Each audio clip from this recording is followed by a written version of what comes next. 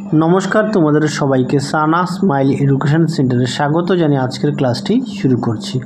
আজকে তোমাদের সঙ্গে আলোচনা করব তোমরা যারা নবম শ্রেণীর তৃতীয় পর্যায়ক্রমিক মূল্যায়ন পরীক্ষা দেবে তোমাদের জন্য রায় ও মার্টিন প্রশ্ন বিচিত্র থেকে আজকে সমাধান করব নবম শ্রেণীর ভৌতবিজ্ঞান বিষয় মডেল নাম্বার 14 অর্থাৎ 14 নম্বর স্কুলের যে সমস্ত ছোট ও বড় প্রশ্নগুলি আছে তার সমস্ত প্রশ্নের উত্তরের সমাধান করে দেখাবো। চলো দেরি না করে মূল বিষয়ে যাওয়া যাক। দেখো, গ্রুপ এর প্রশ্নগুলি আমরা সমাধান করব। গ্রুপ এর কি আছে? গ্রুপ এর এক দাগে আছে ক্ষুদ্র বৃষ্টির ফোঁটা গোলাকার হওয়ার কারণ কি? উত্তরটা লিখবে পৃষ্ঠটান। দুই দাগের প্রশ্নের উত্তরটা হবে অপশান বি দূরত্ব।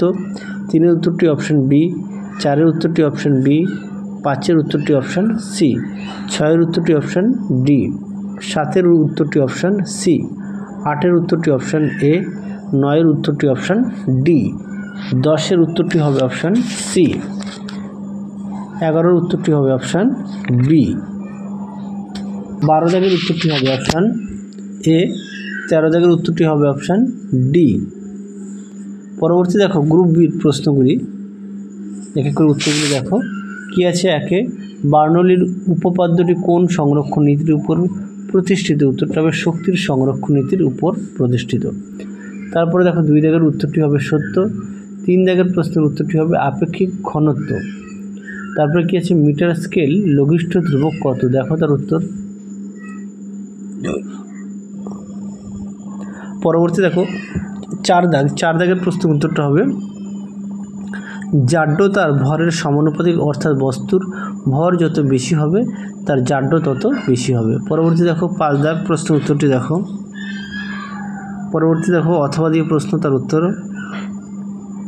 6 দাগ প্রশ্ন উত্তর কার্য হবে।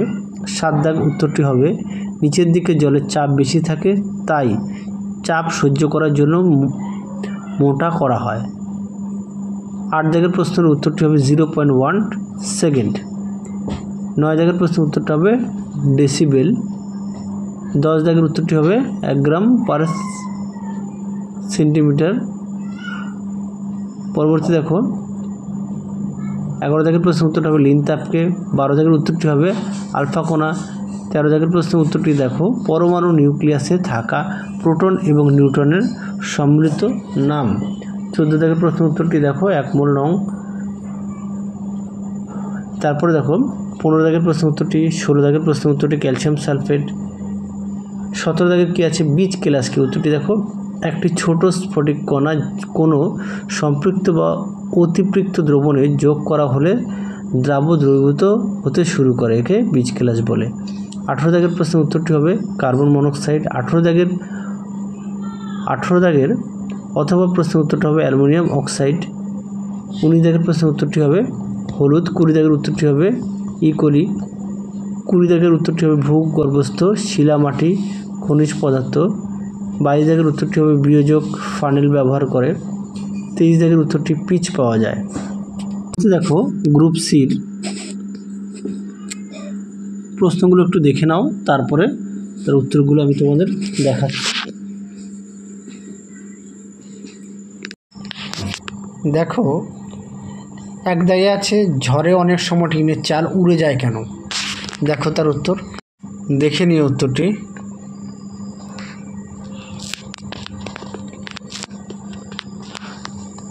পরবর্তী দেখো 2 দাগের আর্কিমিডিসের সূত্রটি বিবৃতি করো। দেখো তার উত্তর।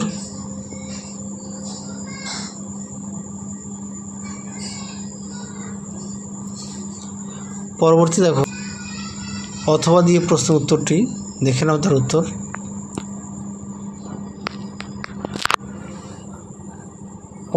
পরবর্তী দেখো 3 দাগের লব দেখো কাকে বলে একটি উদাহরণ দাও। দেখো তার উত্তর।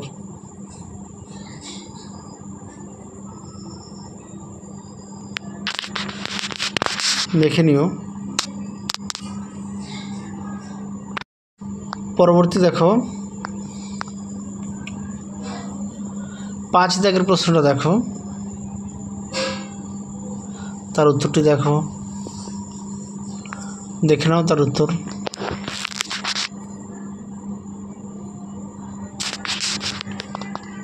পরবর্তী দেখো 6 দাগের প্রশ্ন ও তার উত্তর।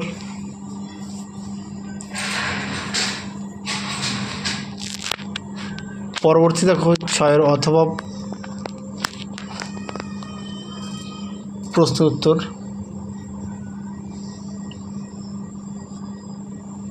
দেখে নিও। পরবর্তী দেখো 7 দাগের প্রশ্ন ও তার উত্তর।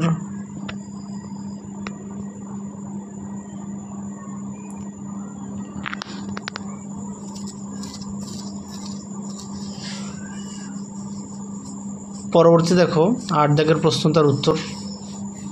তোমরা অবশ্যই খাতা লিখে নিয়ে পড়ো। পরবর্তী দেখো 9 দাগ, দেখো তার উত্তর।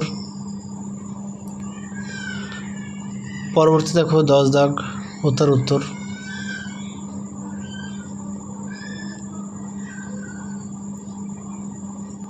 দেখো তার উত্তর।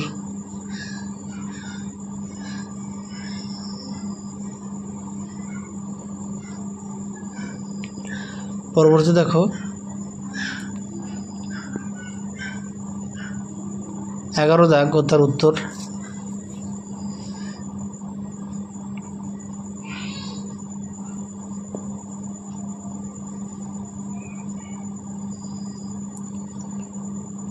পরবর্তী দেখো 12 দাগ ও তার উত্তর।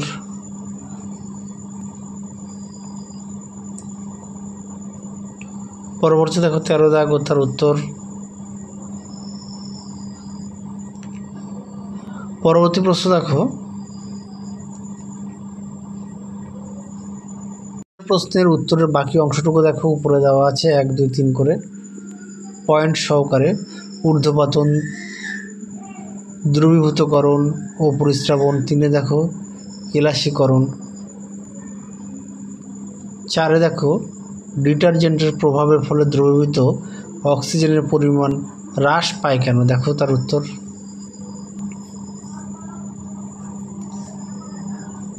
তোমরা যদি পারো অবশ্যই খাতা লিখে নিয়ে পড়বে। দেখো উত্তরের বাকি অংশটুকু উপরে দেওয়া আছে। পরবর্তী দেখো 15 দাগের প্রশ্ন ও তার উত্তরটা দেখে নিও।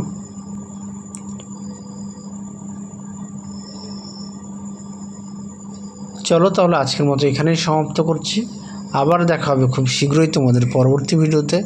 তোমরা সবাই সুস্থ থেকো, ভালো থেকো। আজকের মতো টাটা।